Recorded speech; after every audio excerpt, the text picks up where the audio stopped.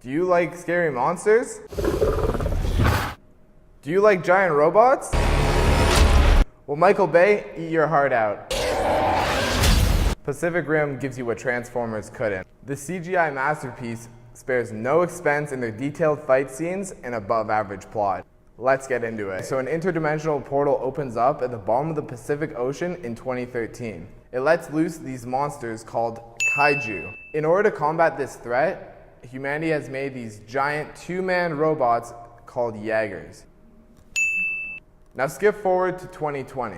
Enter Raleigh and Yancey Beckett. At the start of this movie, these two pilots are on the hunt for a kaiju. During this conflict, Yancey is killed, sending Raleigh into a state of depression. Stacker Pentecost, played by Idris Elba, runs the Jaeger program and recruits Raleigh back into fighting. The middle of the movie is essentially a training arc where different pilots' personalities clash while they learn to work together. The movie wraps up with the three biggest kaiju they've ever seen coming through the portal. The Jaegers barely defeat the monsters as Pentecost self-destructs to keep the rest of the crew from dying. It was a sad moment. Raleigh sends a nuke through the portal and barely escapes with his life. So that's essentially the too long didn't read version of the film. Overall, when I first saw it in grade 12, I loved it instantly.